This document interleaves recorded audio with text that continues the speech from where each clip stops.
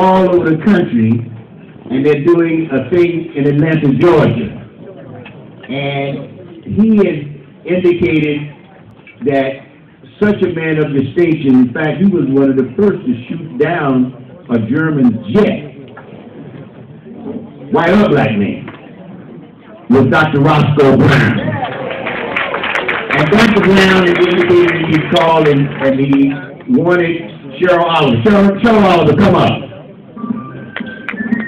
Because Roscoe had indicated that he wanted to be here, but he is traveling with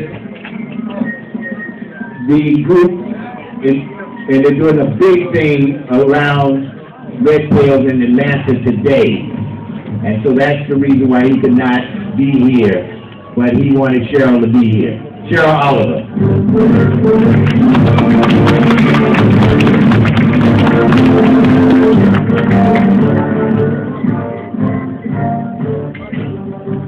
Well, I'm actually pleased to be here to accept this on behalf of Roscoe Brown.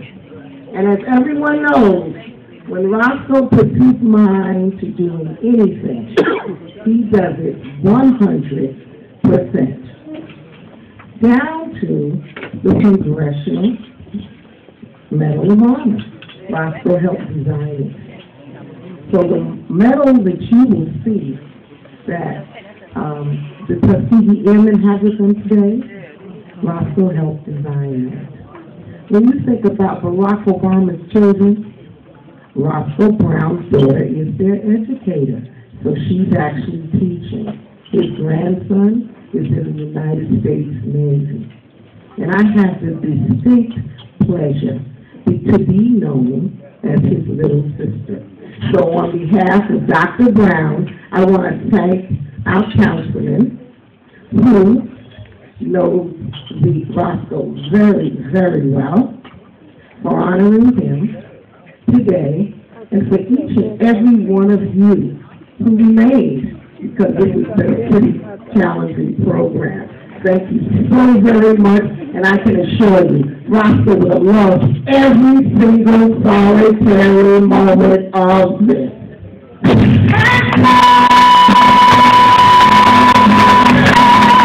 I will make sure, because she is so right. Roscoe wanted to be here, because Roscoe is a teacher by training, everything. And I'm going to make sure that Roscoe is going to come just to give a lecture, because he wants to do this. And, we couldn't pay Roscoe when they paid him to travel all around. So I said, Roscoe, take the job.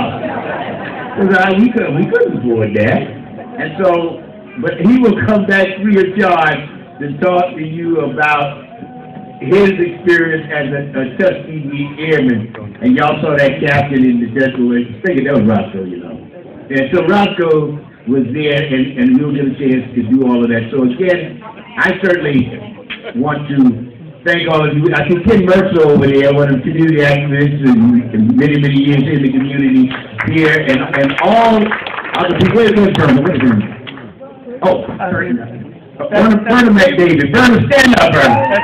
Vernon McDavid. I was on all that money. How you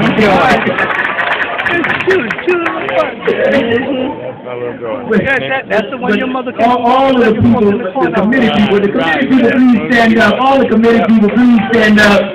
All the committee people, please stand up.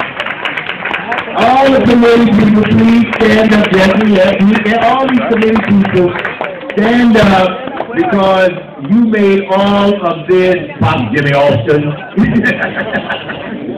All of you made this possible and made it happen. And that we really want to say thank you and give recognition to these people that go so unrecognized in our community. It took 60 years before these Tuskegee Airmen were recognized. All that they did, and the fighting, and what took place, it's amazing. And our history, and that people will have the opportunity, our children will see what they were capable of doing. And if our children ever was able to see what they were doing, they would start doing what they're doing on the street and want to be like them. These are the Bloods and the Crips right here. This really want to expose somebody. These are the Bloods and the Crips because they were about blood, sweat, and tears.